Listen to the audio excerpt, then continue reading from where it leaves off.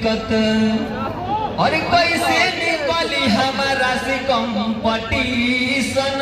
ये हम नहीं, ये आप लोग बोल रहे हैं कि कैसे निकली हमारा से कंपटीशन। मोइथियारी जिंदगी में हुल सस्पिशन।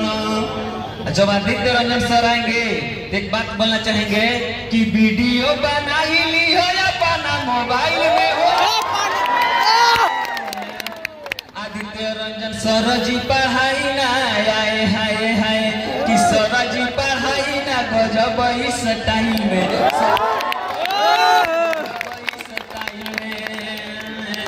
अरे कोई से निकली हमारा से कंपटीशन। मोइथियारी जिंदगी में होला बड़ी दिक्कत। वीडियो बनाई लियो या अपना मोबाइल में हो या अपना मोबाइल में। आदित्य सर जी पढ़ाई ना आए हाय हाय कि सर जी पढ़ाई ना गजब इस स्टाइल में। सर जी पढ़ाई ना गजब इस स्टाइल में। हम सुनले